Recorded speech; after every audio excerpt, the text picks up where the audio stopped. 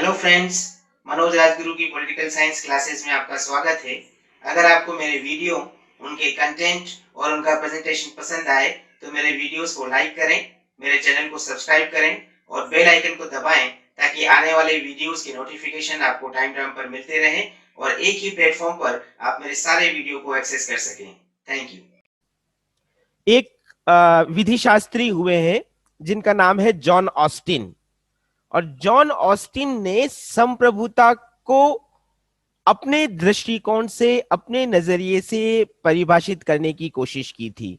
तो John Austin के अनुसार संप्रभुता क्या है, उसके फीचर्स क्या है, और क्या जॉन ऑस्टिन ने सही तरीके से संप्रभुता की अवधारणा की व्याख्या की थी, क्या उसकी कोई क्रिटिसाइज की जा सकती है।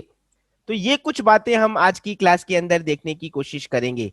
हमारी आज की क्लास थोड़ी लंबी होगी, अगर ये वाला लिंक खत्म भी हो जाएगा तो हम वापस रिकनेक्ट करके इस पूरे टॉपिक को आज की क्लास के अंदर कवर करने की कोशिश करेंगे। तो हम लोग देखने जा रहे हैं जॉन ऑस्टिन की संप्रभुता या John Austen's theory of sovereignty. अगर इस टॉपिक को शुरू करने से पहले एक बार थोड़ा सा हम संप्रभुता का अर्थ वापस रिव्यू कर लेते हैं। संप्रभुता के शाब्दिक अर्थ में हमने क्या देखा था कि ये राज्य की एक ऐसी सर्वोच्च शक्ति है ना, जो राज्य के बारे में निर्णय लेती है। और इस अर्थ को हमने डिफाइन करने की कोशिश की थी संप्रभुता के शाब्दिक अर्थ से। संप्रभुता इंग्लिश में सॉवरेंटी कहलाता है और सॉवरेंटी शब्द मूलतः लैटिन भाषा के सुपरेनस से बना है।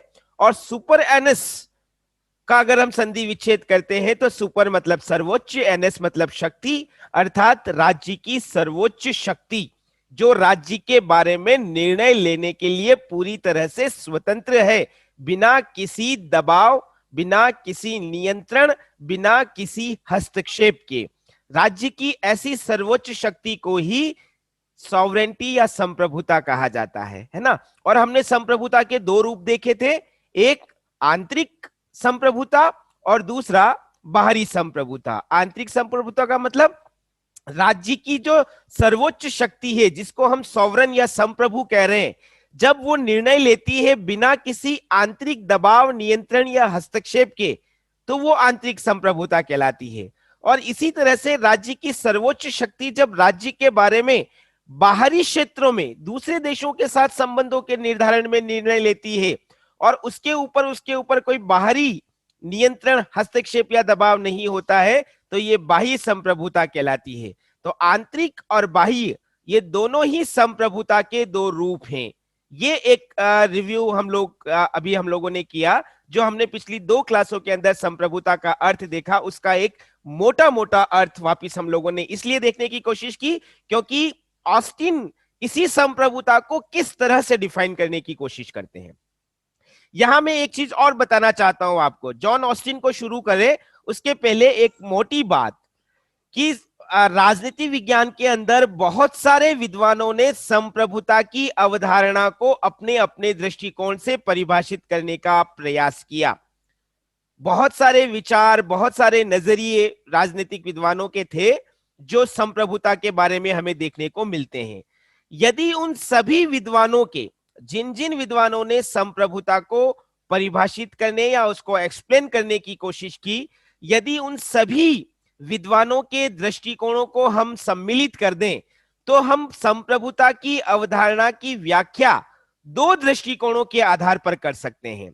एक, संप्रभुता की एकलवादी अवधारणा, जिसको अद्वैतवादी अवधारणा भी कहा जाता है, और दूसरा जो दृष्टिकोण है वो है संप्रभुता की बहुलवादी अवधारणा, जिसको द्वैतवादी दृष्टिकोण भी कहा जाता है। पहले हम इन दो शब्दों के मतलब देखते हैं, उसके बाद जॉन ऑस्टिन के ऊपर आते हैं। देखिए, हिंदी में एकल का मतलब होता है एक, है ना, और इसी तरह से फिलॉसफी या दर्शन का एक शब्द है जिसको अद्वैत कहा जाता है। अगर आप लोगों ने कहीं इस शब्द का अर्थ देखा हो, अद्वैत, है ना, द्वैत का मतलब जो दो है, अद्वैत का मतलब जो दो नहीं है। तो जो दो नहीं है वो कितने हैं? वो एक है ना। तो इसीलिए मैंने ऑब्लिक के अंदर लिखा है एकलवादी ऑब्लिक अद्वैतवादी। मैं फिर रिपीट कर रहा हूं, पहले केवल शब्दों का मतलब बता रहा हूं। अद्वैत का मतलब जो दो नहीं है, और जो दो नहीं है इसका मतलब वो एक है। इसीलिए संप्रभुता की ये एकलवादी अवधारणा जो क्या कहती है कि राज्य के अंदर संप्रभु एक ही होता है, संप्रभुता की शक्ति एक केंद्र में ही निवास करती है, इसको कहा जाता है ये संप्रभुता की एकलवादी अवधारणा है या संप्रभुता की अद्वैतवादी अवधारणा है।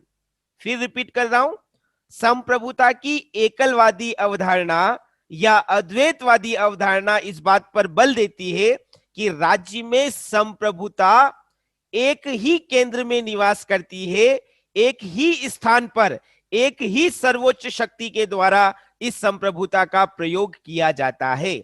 यह संप्रभुता की एकलवादी अवधारणा है। इसके अपोजिट एक दूसरा विचार और है जिसको कहते हैं संप्रभुता की बहुलवादी अवधारणा। अब इसको बहुल का मतलब क्या होता है? बहुत सारे, जो एक से ज्यादा है। बहुत का मतलब जो एक नहीं है बल्कि एक से ज्यादा है, तो जो एक से ज्यादा है उसको हम क्या कह रहे हैं? बहुल, प्लूरल, है ना। तो ये एक दूसरा दृष्टिकोण। अब इसी को एक दूसरे नाम से बुलाते हैं द्वैत। द्वैत का मतलब जो दो है, मतलब जो एक नहीं है, एक से ज्यादा है, दो भी है, तीन भी हो सकता है, चार भी हो सकता है, बहुत सारे हो सकते हैं, लेकिन वो एक नहीं है। इसीलिए संप्रभुता की जो दूसरी अवधारणा है वो द्वैतवादी अवधारणा है। ये एक दर्शन का शब्द है द्वैतवाद। तो जहां अद्वैतवाद एक सत्ता का केंद्र की बात करता है, वही द्वैतवाद सर्वोच्च शक्ति को अनेक केंद्रों में विभाजित करता है। अनेक केंद्र यानी कि बहुल, ये एक ही अर्थ है इन दोनों का। तो इस रूप में हम संप्रभुता की दो अवधारणाएं बता रहे हैं, एक संप्रभुता की एकलवादी या अद्वैतवादी अवधारणा, और दूसरा संप्रभुता की बहुलवादी या द्वैतवादी अवधारणा। ये दो शब्द, ये दो बातें अगर आपके क्लियर हैं तो अब हम इसी में से आगे चलते हैं जॉन ऑस्टिन के ऊपर। जब हम जॉन ऑस्टिन की बात करते हैं तो जॉन ऑस्टिन इन दोनों में से पहली जो अवधारणा है उसका समर्थक है। जॉन ऑस्टिन ने संप्रभुता की एकलवादी अवधारणा या अद्वैतवादी अवधारणा का समर्थन किया। अभी आपको पता चलेगा कैसे कि संप्रभुता को उन्होंने जिस रूप में परिभाषित करने की कोशिश की, उन्होंने जिस तरह से संप्रभुता की व्याख्या की, उससे पता चलता है कि जॉन ऑस्टिन एकत्ववादी या एकलवादी या अद्वैतवादी सिद्धांत का समर्थन करते हैं, पहली बात। दूसरी बात, बेसिकली जॉन ऑस्टिन एक लॉयर थे, एक वकील थे। इसीलिए देखिए, इस पर कई बार आपके 2 नंबर का प्रश्न बनता है। चूंकि जॉन ऑस्टिन एक वकील थे और वकील का काम कानूनों के हिसाब से कार्य करना होता है ना, कानून यानी कि विधि। इसीलिए जॉन ऑस्टिन ने संप्रभुता की व्याख्या कानूनी दृष्टिकोण से की। यह बहुत छोटा सा लेकिन महत्वपूर्ण स्टेटमेंट है कि जॉन ऑस्टिन ने संप्रभुता की व्याख्या कानूनी दृष्टिकोण के आधार पर प्रस्तुत की। कानूनी या विधि के आधार पर उन्होंने संप्रभुता को परिभाषित करने का प्रयास किया। कहां किया? तो इसके लिए एक और आपके 2 नंबर का प्रश्न बनता है, उसको देखते हैं हम लोग। जॉन ऑस्टिन की एक फेमस पुस्तक 1832 के अंदर प्रकाशित हुई थी। पुस्तक का नाम था लेक्चर्स ऑन ज्यूरिस्प्रूडेंस, हिंदी में कहा जाता है विधि शास्त्र पर व्याख्यान। यह जॉन ऑस्टिन की पुस्तक है, विधि शास्त्र पर व्याख्यान, जिसको अंग्रेजी में कहा जाता है लेक्चर्स ऑन ज्यूरिस्प्रूडेंस। 1832 के अंदर यह पुस्तक प्रकाशित हुई थी और इस पुस्तक के अंदर जॉन ऑस्टिन ने संप्रभुता की कानूनी दृष्टिकोण के आधार पर व्याख्या करने की कोशिश की थी। या हम यह कह सकते हैं कि विधि शास्त्र पर व्याख्यान नामक पुस्तक में जॉन ऑस्टिन ने कानूनी नजरिए से संप्रभुता को प्रस्तुत किया। तो ये कुछ प्रारंभिक मुख्य बातें जो हम जॉन ऑस्टिन के बारे में बता सकते हैं।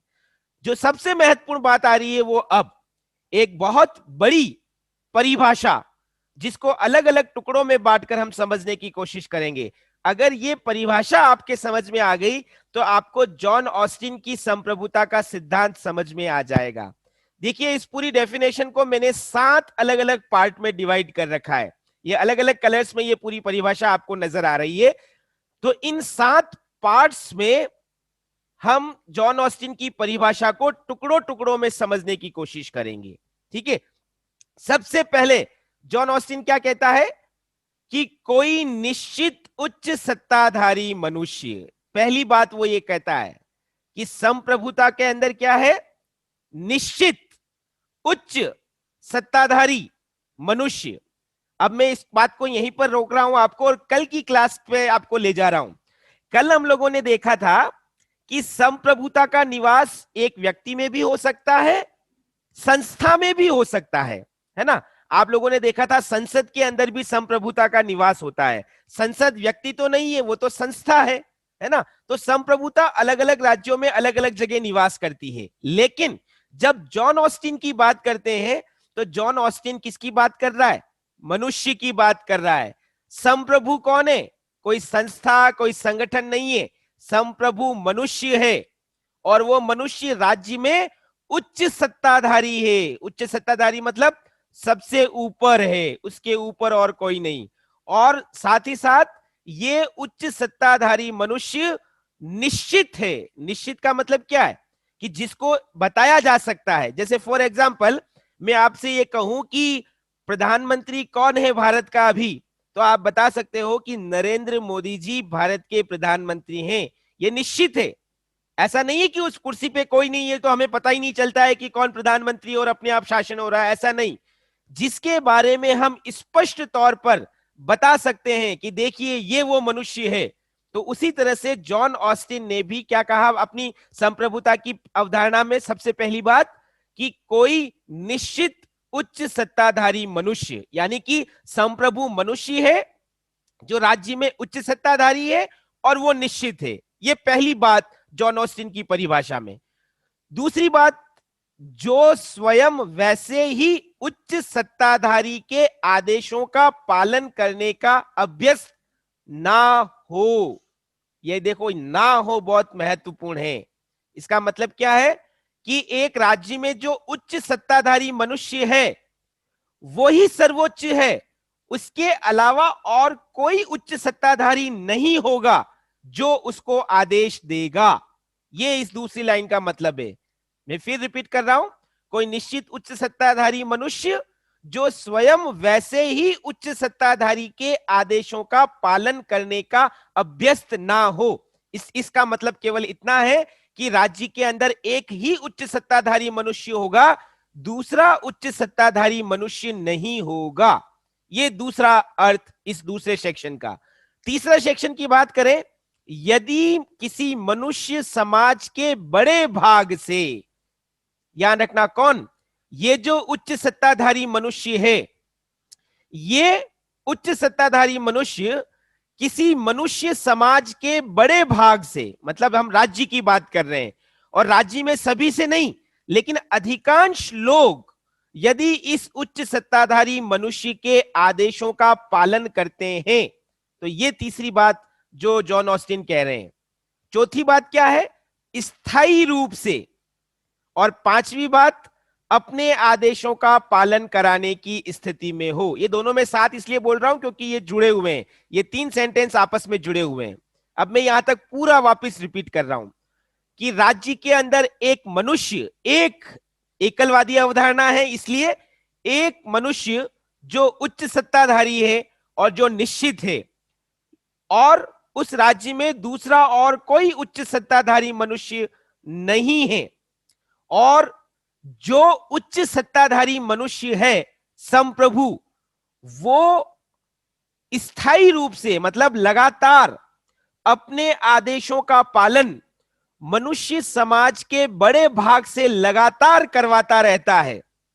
बहुत सरल है ये। देखिए फिर रिपीट कर रहा हूं, राज्य में कोई उच्च सत्ताधारी मनुष्य, उस राज्य में कोई दूसरा उच्च सत्ताधारी नहीं है, लेकिन जो एक उच्च सत्ताधारी है संप्रभु, जब वो लगातार स्थायी रूप से अपने आदेशों का पालन मनुष्य समाज के बड़े भाग से लगातार करवाता है, तो वो उच्च सत्ताधारी मनुष्य उस समाज में संप्रभु होता है। और वह समाज, कौन सा समाज? जिस समाज में वो अपने आदेशों का पालन करवा रहा है, तो वह समाज उच्च सत्ताधारी मनुष्य सहित, मतलब ये उच्च सत्ताधारी मनुष्य और पूरा समाज क्या बन जाता है? एक राजनीतिक और स्वाधीन समाज बन जाता है, मतलब राज्य बन जाता है। इसको मैं एक डायग्राम के माध्यम से समझाने की वापस कोशिश करता हूं। जॉन ऑस्टिन ने क्या कहा, ये देखिए, ये किसी राज्य के अंदर एक उच्च सत्ताधारी मनुष्य है जो कि निश्चित है, ठीक है। अब ये उच्च सत्ताधारी मनुष्य अकेला है, इसका मतलब राज्य के अंदर और कोई इसके समान उच्च सत्ताधारी नहीं है, ये अकेला उच्च सत्ताधारी मनुष्य है। इसीलिए चूंकि ये अकेला है, सर्वोच्च है, इसीलिए दूसरा कोई इसको आदेश नहीं दे सकता, ये अन्य किसी उच्च सत्ताधारी के आदेशों को मानने की स्थिति में नहीं है, क्योंकि ये अकेला ही सर्वोच्च है, पहली बात। दूसरी बात हमने क्या देखी कि ये उच्च सत्ताधारी मनुष्य समाज के एक बड़े भाग से, मैंने आपको पहले भी एग्जांपल दिया था, हम लोग भारत में रह रहे हैं, तो मैं भारत के एग्जांपल से आपको ये बताने की कोशिश कर रहा हूं। ये भारत की जनता है, और अगर ये राज्य है, ये भी आप समझ लो, भारत यानी कि ये एक राज्य है और इसमें ये जनसंख्या रह रही है। तो इस जनसंख्या के एक बड़े भाग से, मतलब सबसे नहीं, सब अगर माने तो बहुत अच्छी बात है, लेकिन इस जनता का एक बड़ा भाग इस उच्च सत्ताधारी के आदेशों का लगातार पालन कर रहा है। क्लियर? यहां तक मैं वापस रिपीट कर रहा हूं, ये एक उच्च सत्ताधारी निश्चित मनुष्य है राज्य के अंदर, इस उच्च सत्ताधारी के समान और कोई उच्च सत्ताधारी नहीं है जो इसको आदेश दे सकता है। ये उच्च सत्ताधारी मनुष्य समाज के एक बड़े भाग से अपने आदेशों का लगातार पालन करवा रहा है। तो ऐसे उच्च सत्ताधारी मनुष्य को क्या कहते हैं? संप्रभु। और इस संप्रभु और ये जो नागरिक समाज है, ये क्या मिला है? ये दोनों मिलकर क्या बने हैं? राज्य, यानी कि राजनीतिक समाज बने हैं। तो ये जो बात हम लोग बता सकते हैं वो जॉन ऑस्टिन की संप्रभुता का सिद्धांत है। अगर ये डायग्राम आपके दिमाग में बैठ गया तो जॉन ऑस्टिन की पूरी परिभाषा, जॉन ऑस्टिन की संप्रभुता का अर्थ आपको क्लियर हो गया। मैं एक बार संक्षेप में वापस रिपीट कर देता हूं। जॉन ऑस्टिन क्या कहते हैं? एक निश्चित उच्च सत्ताधारी मनुष्य जो अपने ही समान किसी अन्य उच्च सत्ताधारी के आदेशों को मानने का अभ्यस्त या आदी ना हो, अर्थात इसके अलावा और कोई उच्च सत्ताधारी ना हो, और ये उच्च सत्ताधारी समाज के एक बड़े भाग से लगातार अपने आदेशों का पालन करवा रहा हो, तो ऐसे उच्च सत्ताधारी को संप्रभु कहा जाएगा। और इस संप्रभु और नागरिक समाज या नागरिकों के समूह को मिलाकर जो संरचना उभरती है उसे राजनीतिक समाज अथवा राज्य कहा जाता है। तो ये राज्य की संप्रभुता जो जॉन ऑस्टिन ने कानूनी दृष्टिकोण के आधार पर स्पष्ट करने का प्रयास किया। ये जो पूरी परिभाषा जॉन ऑस्टिन ने दी, इस परिभाषा से क्या विशेषता उभर कर सामने आती है? देखिए, समझने की कोशिश करना। परिभाषा आपने समझ ली है तो विशेषताएं आपको अपने आप समझ में आ जाएगी। इस पूरी परिभाषा से संप्रभुता की जो व्याख्या जॉन ऑस्टिन ने की, उसमें सबसे पहली बात क्या उभर कर सामने आती है कि राज्य के अंदर जो सर्वोच्च सत्ता है वो एक निश्चित मनुष्य के अंदर निवास करती है। मतलब संप्रभुता का प्रयोग कौन कर रहा है? एक निश्चित मनुष्य, और वो मनुष्य दिखता है, और जो दिखता है वो स्पष्ट है। जैसे फॉर एग्जांपल थोड़ी देर पहले मैंने आपको उदाहरण दिया था, प्रधानमंत्री नरेंद्र मोदी, ये एक निश्चित मनुष्य है जो दिखाई भी देते हैं, और हमें पता है कि हमारा प्रधानमंत्री, अगर 10 व्यक्तियों के बीच में मोदी जी को बैठा दिया जाए तो हम बता सकते हैं कि देखिए ये भारत के प्रधानमंत्री हैं। जो दृश्य है वो स्पष्ट है। तो तो जॉन ऑस्टिन की संप्रभुता के अंदर भी जो सर्वोच्च सत्ता है वो एक निश्चित मनुष्य के अंदर निवास करती है। वो निश्चित मनुष्य दृश्यमान है, दृष्टिगोचर होता है, दिखाई देता है, और इसीलिए वो स्पष्ट भी है। इसी में अगर हम और आगे बात करें तो चूंकि ये एक निश्चित मनुष्य दृश्यमान है, स्पष्ट है, इसीलिए यही व्यक्ति नागरिक समाज या राज्य में जितने भी आदेश दिए जा रहे हैं, जितने भी अधिकार प्रदान किए जा रहे हैं, उन सब का स्रोत यही एक व्यक्ति है। इसी के माध्यम से पूरे राज्य को, ये एक निश्चित मनुष्य, और इसी के माध्यम से पूरे राज्य को आदेश और अधिकार प्रदान किए जा रहे हैं। ये जॉन ऑस्टिन की बात। अगर जॉन ऑस्टिन की बात को हम और अच्छी तरह से समझना चाहें तो हम क्या कह सकते हैं कि जॉन ऑस्टिन के पहले संप्रभु के रूप में बहुत सारे विचार प्रचलित थे। फिर बोल रहा हूं, जॉन ऑस्टिन से पहले संप्रभु के बारे में अलग अलग विचार प्रचलित थे। जैसे कुछ लोग कहते थे कि ईश्वर का आदेश है ना, कुछ लोग कहते थे कि ईश्वरीय कानून, देवीय कानून, कुछ लोग ये कहते थे कि समाज के अंदर लोगों की इच्छा, कुछ लोग कहते थे कि निर्वाचक मंडल यानी कि आम जनता का मत, जिसको हम लोकमत भी कहते हैं, है ना, या जनता की सामान्य नैतिक भावना, ये संप्रभुता है। जॉन ऑस्टिन के पहले ईश्वर, ईश्वरीय कानून, सामान्य इच्छा, निर्वाचक मंडल, अलग अलग रूपों में संप्रभुता को बताने की कोशिश की गई थी। लेकिन जॉन ऑस्टिन ने इन सब को नकारते हुए क्या कहा कि संप्रभु तो राज्य में एक निश्चित मनुष्य ही है जो कानूनी बंधनों से मुक्त रहते हुए कार्य करता है। तो ये पहली विशेषता जॉन ऑस्टिन के संप्रभुता के सिद्धांत की। क्या विशेषता है कि संप्रभु कोई एक निश्चित मनुष्य है जो दिखाई देता है, जो स्पष्ट है, और इसी कारण वो खुद, वो स्वयं राज्य के अंदर सभी आदेशों और अधिकारों का स्रोत माना जाता है। दूसरी विशेषता हम क्या बता सकते हैं कि संप्रभुता पूर्ण एवं अनन्य होती है, कंप्लीट एंड एक्सक्लूसिव। पूर्ण का मतलब क्या है? अभी पिछली विशेषता में हमने देखा था कि राज्य के अंदर एक ही संप्रभु है, एक निश्चित संप्रभु। जॉन ऑस्टिन की यह अवधारणा एकलवादी अवधारणा है, और एकलवादी अवधारणा के कारण वो राज्य में सत्ता का केंद्र एक ही मानते हैं, और इसीलिए उसके ऊपर जिसके पास, जो संप्रभु है, जिसके पास राज्य की सर्वोच्च शक्ति है, उसके ऊपर कोई नियंत्रण नहीं है, कोई मर्यादा नहीं है, वो स्वयं सर्वोपरि है।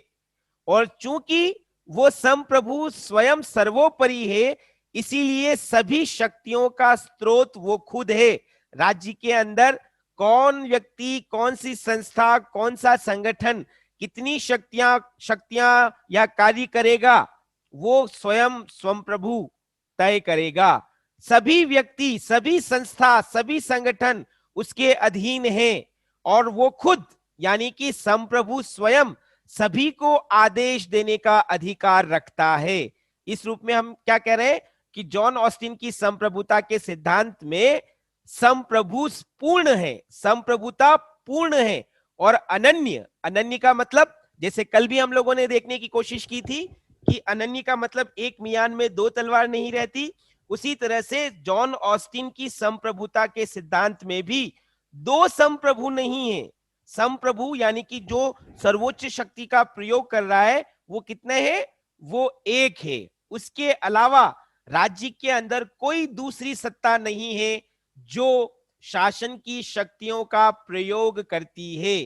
ये अकेला संप्रभु, ये देखिए आप, अकेला संप्रभु स्वयं वास्तव में संप्रभुता की शक्ति का प्रयोग करता है। अन्य किसी भी सत्ता का, संगठन का अस्तित्व राज्य में नहीं है। तो इस रूप में हम क्या कह रहे हैं कि जॉन ऑस्टिन की संप्रभुता पूर्ण एवं अनन्य है, कंप्लीट और एक्सक्लूसिव है। तीसरी बात, जॉन ऑस्टिन ने जो संप्रभुता की बात कही, उससे यह पता चलता है कि संप्रभु यानी कि जो राज्य की सर्वोच्च शक्ति का प्रयोग कर रहा है, वो जो भी आदेश प्रदान कर रहा है वो आदेश कानून बन जाते हैं। ध्यान से समझिएगा, संप्रभु यानी कि जो एक निश्चित व्यक्ति है, ये दिख रहा है आपको, जॉन ऑस्टिन ने कहा ना संप्रभु कौन है, एक निश्चित व्यक्ति, और वो एक निश्चित संप्रभु जो भी आदेश प्रदान कर रहा है वो आदेश क्या बन जाते हैं, कानून बन जाते हैं। इसका मतलब क्या है कि ये एक संप्रभु ही कानून का निर्माता है। उसकी जो भी इच्छा आदेश के रूप में प्रकट हो रही है, ये संप्रभु जो भी चाह रहा है और अपनी इच्छा के अनुरूप जो भी आदेश प्रदान करता है, उसकी वही इच्छा कानून का रूप ले लेती है। कहने का मतलब इस संप्रभु के हर आदेश, छोटा बड़ा, हर आदेश कानून के रूप में प्रभावी होता है, पहली बात। और चूंकि यह संप्रभु जो कुछ भी कह रहा है, जिस रूप में अपनी इच्छा को व्यक्त कर रहा है, वो कानून है, इसीलिए उसके कानूनों को मानने के लिए पूरी प्रजा बाध्य है। उसके आदेश अनिवार्यतः पूरी जनता पर लागू हो रहे हैं। संप्रभु के आदेश जो कि कानून है वो बाध्यकारी है, और कोई भी उन आदेशों की अवहेलना, उल्लंघना या अवज्ञा नहीं कर सकता। और यदि किसी भी व्यक्ति के द्वारा संप्रभु के आदेश यानी कि कानूनों का उल्लंघन किया जाता है, तो वो दंड का भागी बनता है। उसे कानून की प्रक्रिया के तहत ही दंडित किया जाता है। तो ये तीसरी विशेषता जो जॉन ऑस्टिन के संप्रभुता के सिद्धांत से प्रकट होती है, क्या है कि संप्रभु के आदेश, उसकी इच्छा कानून का रूप लेती है, और राज्य के अंदर रहने वाले सभी नागरिक उन कानूनों का पालन करने के लिए बाध्य है। जो उन कानूनों का उल्लंघन करता है यानी कि संप्रभु के आदेश की अवज्ञा करता है, उसे दंड प्रदान किया जाता है। यह तीसरी विशेषता। चौथी विशेषता की अगर हम बात करें तो हम क्या कह सकते हैं कि संप्रभु यानी कि राज्य के अंदर जो सर्वोच्च शक्ति का प्रयोग कर रहा है, चूंकि उसके आदेश क्या है, कानून है, इसीलिए उसके आदेशों का पालन समाज के अधिकांश लोग स्थायी रूप से स्वतः मतलब अपने आप, बिना सोचे विचारे, ये देखिए मैंने समझाने की कोशिश की है, डू यू ब्लाइंडली ओबे अथॉरिटी, ये संप्रभु जो है वो सर्वोच्च है, इसीलिए ये जो कुछ भी कह रहा है, जो भी आदेश प्रदान कर रहा है, वो कानून है। अब वो कानून सही है या गलत, जनता को ये नहीं देखना है। जनता को क्या देखना है कि चूंकि ये आदेश संप्रभु के द्वारा प्रदान किए गए हैं, इसीलिए हमें अनिवार्यतः बिना सोचे समझे इनका पालन करना है और लगातार करना है, स्थायी रूप से। तो कहने का मतलब कि जॉन ऑस्टिन ने जिस तरह से संप्रभु का और संप्रभुता को परिभाषित किया है, उसमें समाज का एक बड़ा भाग अनिवार्यतः संप्रभु के आदेशों का पालन करता है। और इसको हम अलग तरीके से अगर समझने की कोशिश करें कि ये संप्रभु है, ये सर्वोच्च है, सर्वोच्च शक्ति को धारण कर रहा है, इसीलिए इसकी सर्वोच्चता कब तक बनी रहेगी, जब तक ये अधीनस्थ, जब तक समाज के लोग इसके आदेशों का पालन करते रहेंगे, तभी तो ये संप्रभु कहलाएगा। और चूंकि ये संप्रभु है, इसलिए इसके आदेशों का पालन जनता के एक बड़े भाग के द्वारा स्वतः अपने आप किया जा रहा है।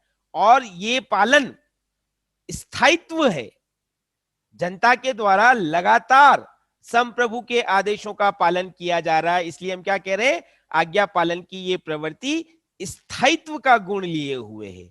तो इस रूप में हम चौथी विशेषता क्या बता रहे हैं कि जॉन ऑस्टिन की संप्रभुता के सिद्धांत में संप्रभु के आदेशों का पालन समाज का अधिकांश भाग स्थायी रूप से स्वतः करता है। ये चौथी विशेषता।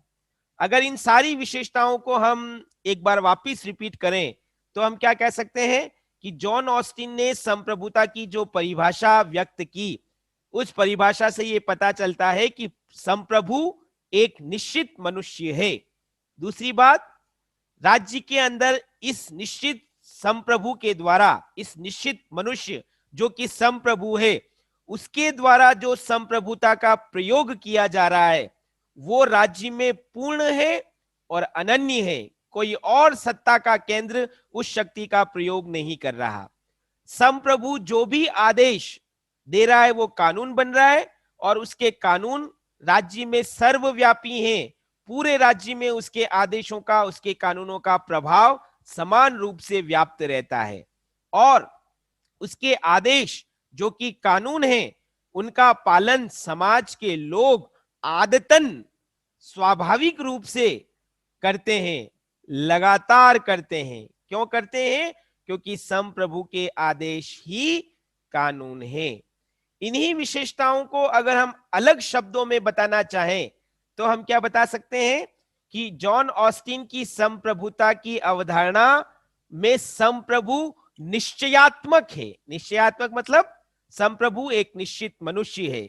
जॉन ऑस्टिन की संप्रभुता स्वेच्छाचारी का बोध कराती है। स्वेच्छाचारी का मतलब जहां संप्रभु बिना किसी नियंत्रण के, बिना किसी दबाव के जो कुछ कह रहा है, जो कुछ चाहता है वो कर सकता है। यहां पर भी आपने देखा संप्रभुता पूर्ण और अनन्य है, कोई और उसके ऊपर नियंत्रण नहीं है, कोई और उसके ऊपर बंदिश नहीं है। इसलिए जॉन ऑस्टिन की संप्रभुता निश्चयात्मक होने के साथ साथ स्वेच्छाचारी, स्वेच्छाचारी मतलब जो संप्रभु है वो अपनी इच्छा को थोपने का, अपनी इच्छा को लादने का काम भी कर सकता है।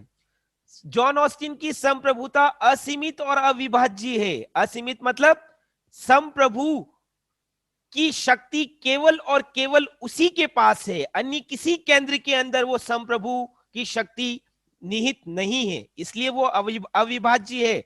लेकिन साथ ही साथ वो असीमित भी है। असीमित मतलब संप्रभु ने जो कुछ भी कह दिया, उसने जो कुछ भी इच्छा व्यक्त कर दी, वो कानून का रूप ले लेती है। तो उसकी सीमाएं नहीं है, उसके कार्यक्षेत्र सीमित नहीं है, बल्कि वो असीमित और अविभाज्य शक्तियों का प्रयोग करता है। हम ये भी कह सकते हैं कि जॉन ऑस्टिन की संप्रभुता सर्वव्यापी है। राज्य के अंदर संप्रभु के आदेश समान रूप से हर व्यक्ति पर लागू होते हैं, प्रत्येक व्यक्ति पर लागू होते हैं। तो जॉन ऑस्टिन की संप्रभुता सर्वव्यापकता का गुण भी लिए हुए है, और साथ ही साथ जॉन ऑस्टिन की संप्रभुता में स्थायित्व का लक्षण भी है।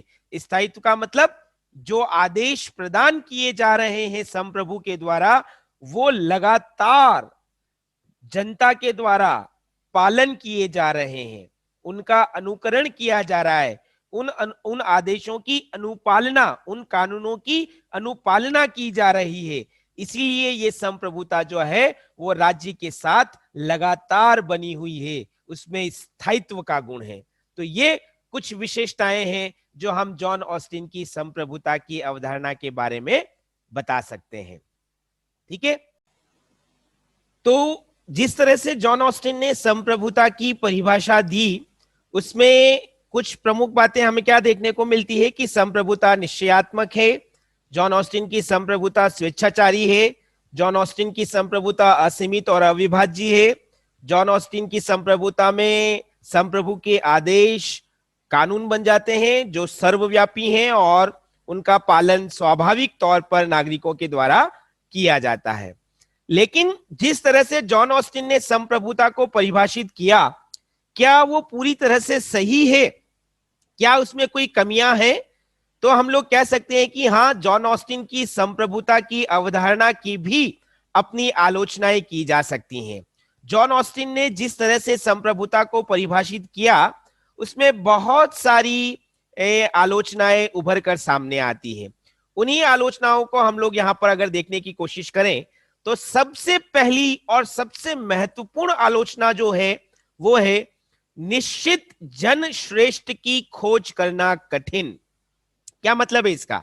इसका मतलब यह है, जॉन ऑस्टिन ने जो परिभाषा दी, आप पहली लाइन पढ़ो, जॉन ऑस्टिन ने क्या कहा था यदि कोई एक निश्चित उच्च सत्ताधारी मनुष्य, ये बात वो कहता है, इसका मतलब क्या है कि राज्य में संप्रभु कौन है, कि एक निश्चित उच्च सत्ताधारी मनुष्य, यानी कि जो मनुष्य संप्रभुता की शक्ति का प्रयोग कर रहा है, जो राज्य में सर्वोच्च है, वो निश्चित है ना, उसको तय किया जा सकता है, उसको बताया जा सकता है, वो दृष्टिगोचर होता है और इसीलिए वो स्पष्ट भी है। कहने को सैद्धांतिक तौर पर यह बात बहुत अच्छी है कि राज्य के अंदर जो संप्रभु होता है, जो राज्य के बारे में निर्णय लेता है, जो आदेश प्रदान करने की स्थिति में होता है, उसका दृष्टिगोचर होना, उसका स्पष्ट होना, उसका निश्चित होना जरूरी है। सैद्धांतिक तौर पर यह अच्छी बात है, लेकिन व्यवहार में ऐसा निश्चित मनुष्य ढूंढना कठिन होता है। क्यों कठिन होता है? क्योंकि आलोचक क्या कहते हैं कि एक निश्चित संप्रभु व्यक्ति ही हो, यह जरूरी नहीं। हम लोगों ने पिछली क्लास के अंदर भी देखा था कि जब संप्रभुता का निवास राजा में होता है, तब तो एक निश्चित राजा या एक निश्चित शासक को तय करना आसान होता है, लेकिन जिन राज्यों में कानूनी संप्रभुता पाई जाती है, जिन राज्यों के अंदर लोक संप्रभुता, जन संप्रभुता पाई जाती है, तो जनता तो कोई निश्चित नहीं होती है, जनता तो बहुत सारे लोगों से मिलकर बनती है। कानूनी संप्रभुता में भी व्यक्ति नहीं बल्कि संस्था का महत्व होता है। राजनीतिक संप्रभुता में भी निर्वाचकों का महत्व होता है, जो कि बहुत सारे व्यक्तियों से मिलकर बना होता है।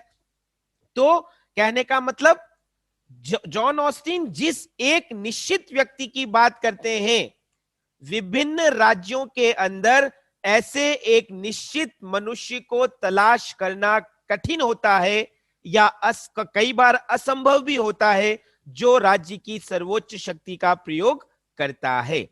पहली बात। दूसरी बात, एक विद्वान हुए हैं, एक स्कॉलर है मैन, उन्होंने एक पुस्तक लिखी थी अर्ली इंस्टीट्यूशंस, और उस अर्ली इंस्टीट्यूशंस के अंदर उन्होंने बहुत सारी बातों का विश्लेषण किया और क्या कहा कि उन्होंने इतिहास में विभिन्न राज्यों में पाई जाने वाली व्यवस्थाओं का अध्ययन करते हुए कहा कि अतीत में भी ऐसे निश्चित मनुष्य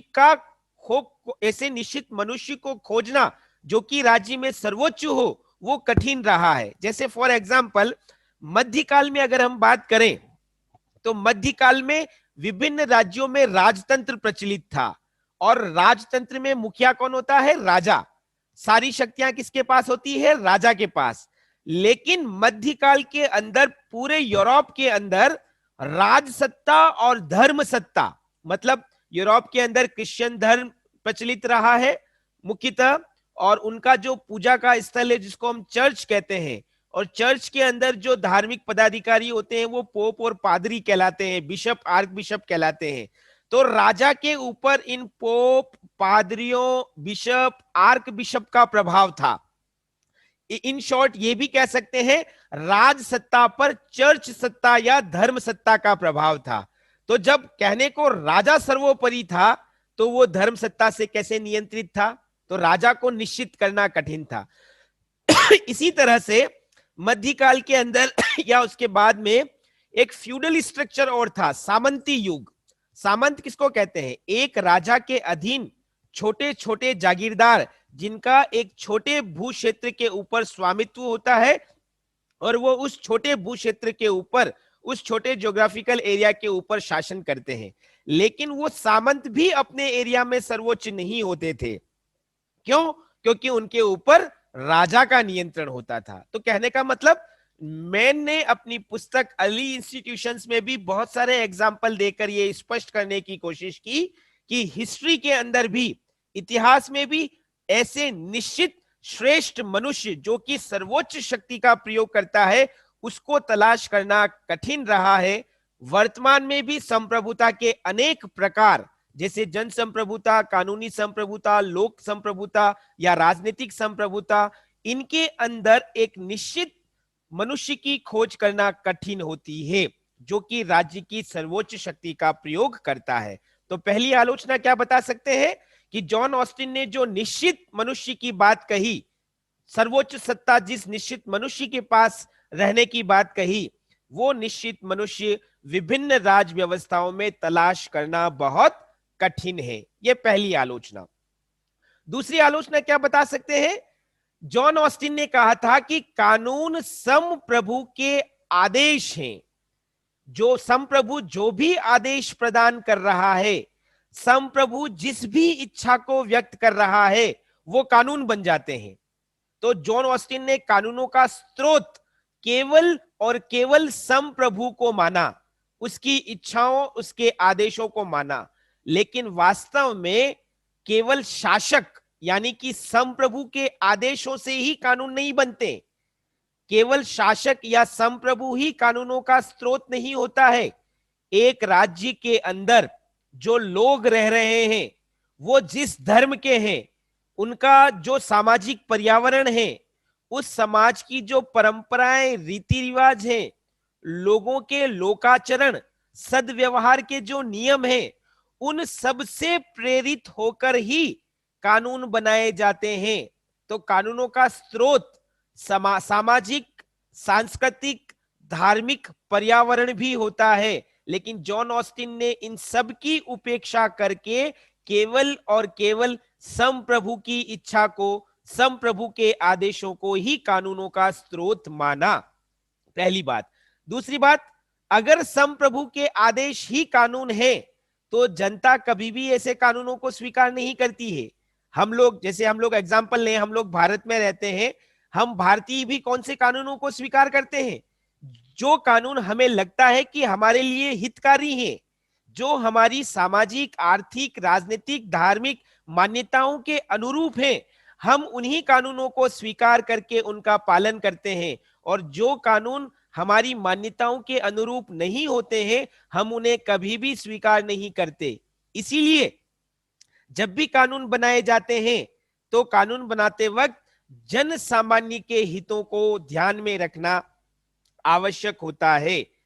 सिसरो करके एक विद्वान हुए हैं, उन्होंने क्या कहा था कि कानून लोक मत की अभिव्यक्ति है। लोक मतलब जनता के मत, जनता क्या चाहती है, जनता क्या सोचती है, जनता की मान्यताएं क्या है, इसकी अभिव्यक्ति कानून के रूप में अभिव्यक्त होती है। ऐसा नहीं है कि एक व्यक्ति जो कि शासक है, उसने जो कह दिया वही कानून बन जाए, ऐसा नहीं। तो कहने का मतलब कि जॉन ऑस्टिन ने जिस संप्रभु के आदेशों को कानून माना, या जिस संप्रभु को कानूनों का एकमात्र स्रोत बताया, वो अवधारणा गलत है। कोई भी सत्ताधारी व्यक्ति, भले ही वो कितना ही शक्तिशाली क्यों ना हो, वो अपनी इच्छा से मनमाना कानून नहीं बना सकता।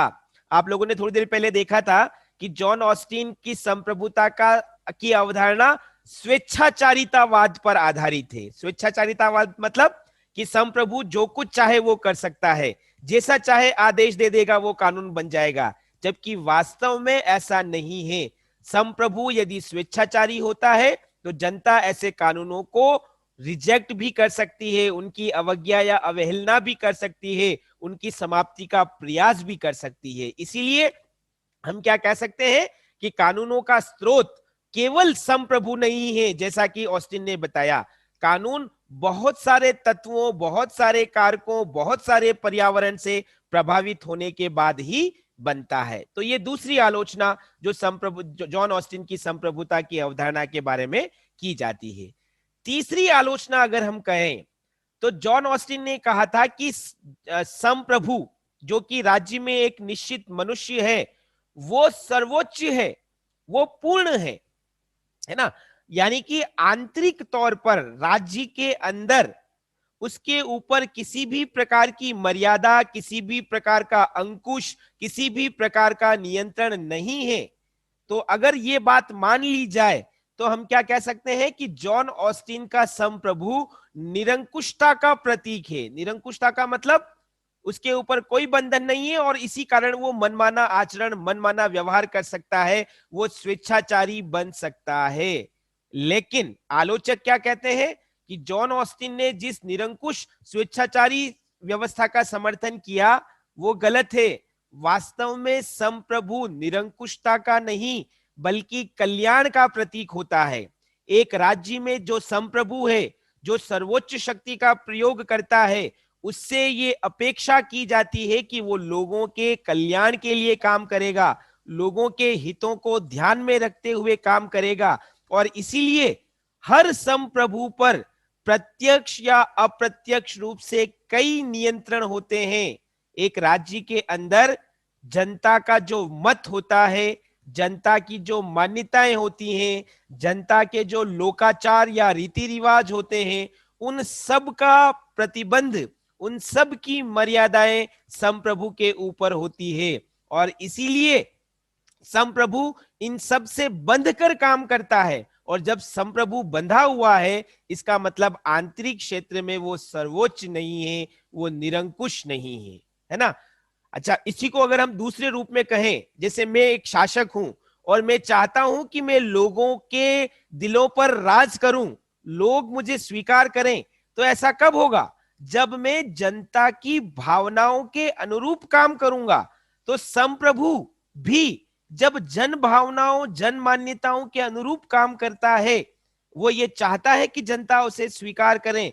इसका मतलब क्या है कि अप्रत्यक्ष रूप से वो उन मर्यादाओं से बंध कर काम करता है। और जब वो मर्यादाओं से बंधा हुआ है, इसका मतलब संप्रभु सर्वोच्च नहीं है। तो जॉन ऑस्टिन ने आंतरिक तौर पर संप्रभु को जो सर्वोच्चता प्रदान की है, वो भी अनुचित है। आलोचक ऐसा मानते हैं।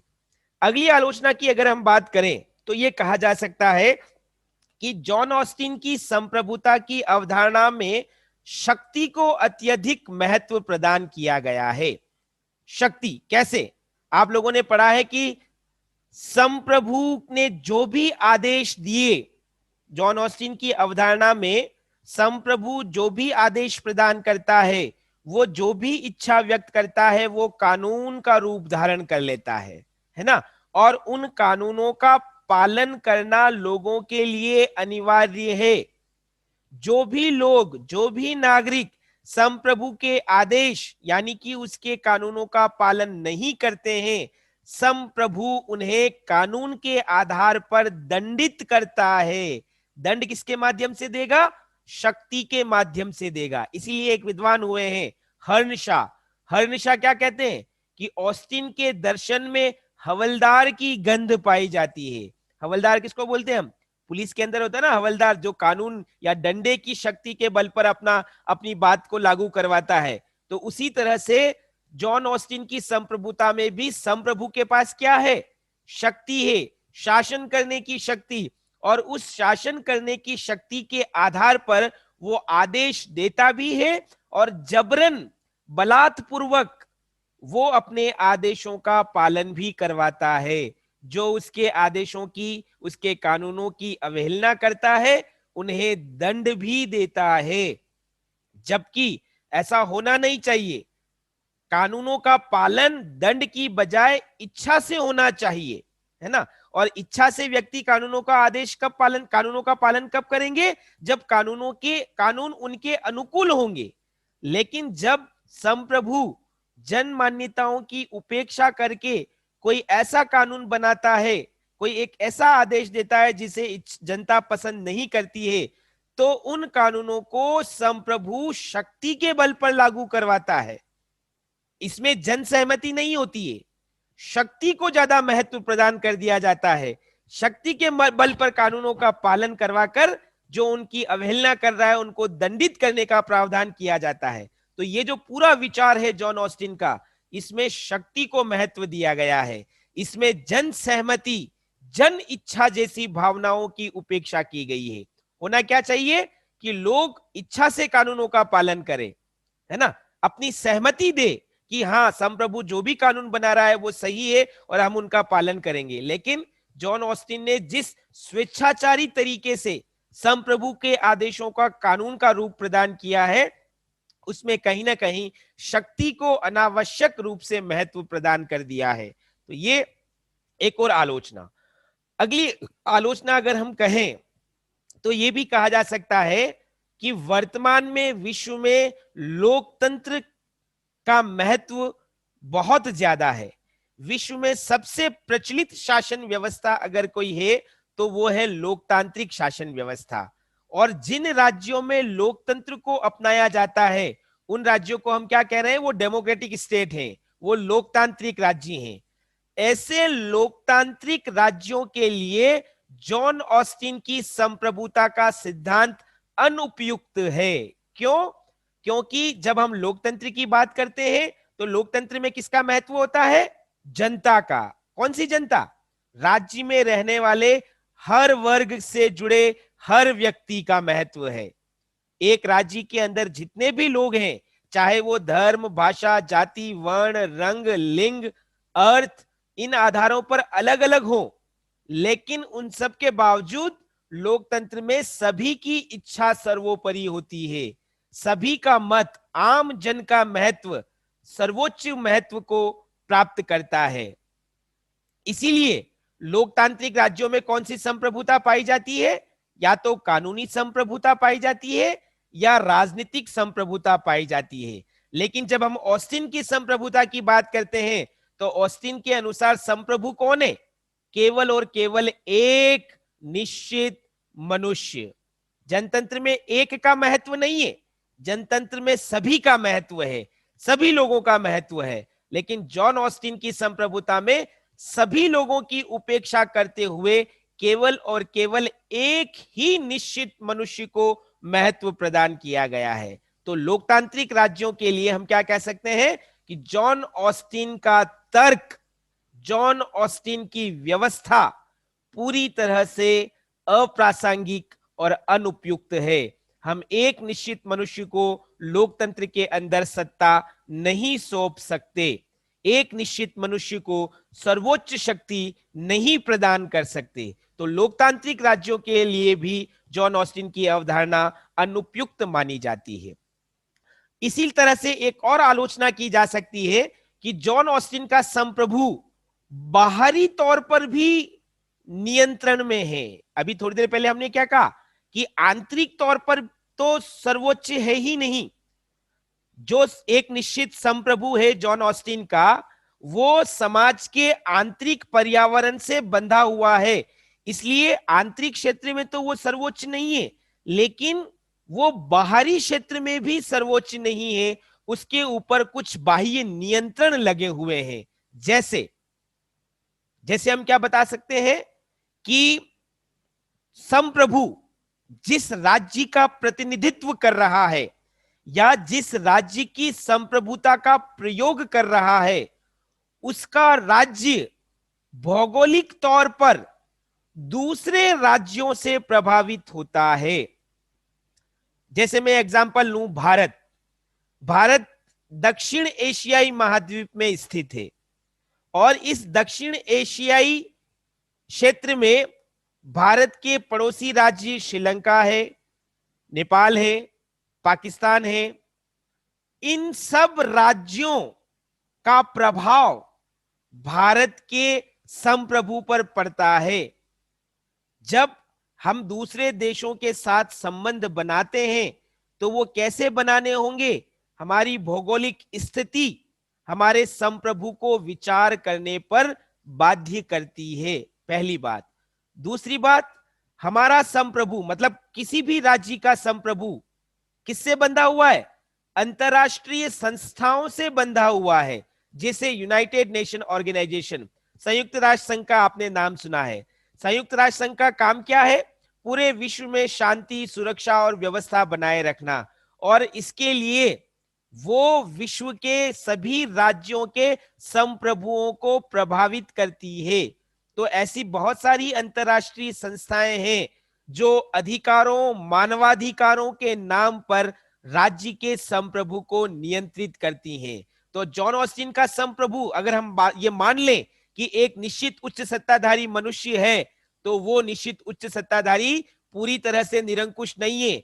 उसके ऊपर अंतरराष्ट्रीय संस्थाओं का नियंत्रण है, अंतरराष्ट्रीय जनमत का नियंत्रण है। अंतरराष्ट्रीय जनमत का नियंत्रण का मतलब, मैं एक एग्जांपल देता हूं। जैसे आपने किम जोंग का नाम सुना है, जो उत्तरी कोरिया के राष्ट्रपति हैं। वो निरंतर परमाणु परीक्षण कर रहे हैं, तो विश्व के सभी देशों के लोग, सभी देशों की शासन व्यवस्था, सभी देशों की मीडिया उनके इस निरंकुश रवैये की आलोचना कर रही है। इसका मतलब क्या है? ये अंतरराष्ट्रीय जनमत है जो विश्व में शांति स्थापित करने के लिए उत्तर कोरिया के शासक की नीतियों की आलोचना कर रही है। तो इसी तरह से अंतरराष्ट्रीय जनमत शासन की, संप्रभु की नीतियों की आलोचना भी कर सकता है, उस पर दबाव भी बना सकता है। तो संप्रभु पर अंतरराष्ट्रीय जनमत का भी नियंत्रण होता है। और इसी तरह से विश्व व्यवस्था को बनाए रखने के लिए जो अंतरराष्ट्रीय कानून, इंटरनेशनल लॉ होते हैं, उनका भी नियंत्रण संप्रभु की शक्तियों, संप्रभु के कार्यों पर होता है। कहने का मतलब अगर हम संक्षेप में कहें तो अगर जॉन ऑस्टिन का संप्रभु एक निश्चित मनुष्य है तो वो आंतरिक क्षेत्र के साथ साथ बाहरी क्षेत्र में भी पूरी तरह से निरंकुश नहीं है। बाहरी क्षेत्र में भी उसके ऊपर बहुत सारे नियंत्रण हैं। वो नियंत्रण अंतरराष्ट्रीय संस्थाओं के हैं, अंतरराष्ट्रीय जनमत के हैं, अंतरराष्ट्रीय कानूनों के हैं, उस राज्य की भौगोलिक स्थिति के हैं जिनसे बनकर वो काम करता है। तो ये कुछ प्रमुख आलोचनाएं जो अभी हमने जॉन ऑस्टिन के संप्रभुता के सिद्धांत के बारे में देखी। एक अगर रिव्यू करें तो हम क्या कह सकते हैं कि जॉन ऑस्टिन ने जिस तरह से एक निश्चित संप्रभु की बात कही, उसका निर्धारण करना, उसकी तलाश करना कठिन है। जॉन ऑस्टिन ने जिस तरह से एक निश्चित मनुष्य को सर्वोच्च शक्ति प्रदान की है, वास्तव में वो निश्चित मनुष्य सर्वोच्च नहीं है। आंतरिक और बाहरी क्षेत्र में उसके ऊपर बहुत सारे नियंत्रण हैं। जॉन ऑस्टिन जिस तरह से संप्रभु को विधि का एकमात्र स्रोत बताता है, वो भी गलत है। वास्तव में प्रत्येक राज्य में विधि का निर्माण कई तत्वों और कार्यों से, कारकों से प्रेरित होकर किया जाता है। जॉन ऑस्टिन ने जिस तरह से विधि की, संप्रभुता की व्याख्या एकलवादी तत्व के आधार पर की है, लोकतांत्रिक राज्यों में वो व्याख्या अनुपयुक्त और अप्रासंगिक प्रतीत होती है। इसी तरह से जॉन ऑस्टिन जब ये कहता है कि संप्रभु के आदेश बाध्यकारी तरीके से लागू होते हैं, तो ये कहा जा सकता है कि आदेश या कानूनों का पालन बाध्यता से नहीं बल्कि जनता स्वेच्छा या सहमति से करती है। तो यहां पर भी जॉन ऑस्टिन की आलोचना की जाती है। हम लोग ये भी कह सकते हैं कि जॉन ऑस्टिन का संप्रभु राज्य के अंदर विभिन्न समुदायों से, लोगों के मत से और आम जनता से नियंत्रित होता है, इसलिए वो निरंकुश नहीं हो सकता। और कई बाह्यकारी तत्वों का नियंत्रण जॉन ऑस्टिन के संप्रभु पर है, इसलिए वो पूर्ण, अनन्य या निरंकुश नहीं है। तो ये कुछ आलोचनाएं जो हम जॉन ऑस्टिन के संप्रभुता के बारे में बता सकते हैं। फाइनली निष्कर्ष के तौर पर हम क्या कह सकते हैं? निष्कर्ष के तौर पर हम ये कह सकते हैं कि जॉन ऑस्टिन ने कानूनी दृष्टिकोण के आधार पर संप्रभुता की व्याख्या करने की कोशिश की है। जिस तरह से जॉन ऑस्टिन संप्रभुता को परिभाषित करता है वो स्वीकार्य नहीं है, उसको स्वीकार नहीं किया जा सकता। क्यों? क्योंकि बहुत सारे व्यावहारिक पक्षों की उपेक्षा जॉन ऑस्टिन के द्वारा की गई है। एक राज्य को संचालित करने के लिए, एक संप्रभुता के व्यावहारिक क्रियान्वयन के लिए जो आवश्यक बातें हैं, उन बातों की उपेक्षा जॉन ऑस्टिन ने की है। लेकिन उसके बावजूद हम लोग क्या कह सकते हैं? हम लोग क्यों जॉन ऑस्टिन को पढ़ रहे हैं? क्योंकि किसी भी राज्य में विधि या कानून का बहुत महत्व होता है और उसी कानूनी दृष्टिकोण के आधार पर, विधिक नजरिए से, लीगल पॉइंट ऑफ व्यू से संप्रभुता को परिभाषित करने की कोशिश जॉन ऑस्टिन के द्वारा की गई है। इसीलिए इसका अपना महत्व है।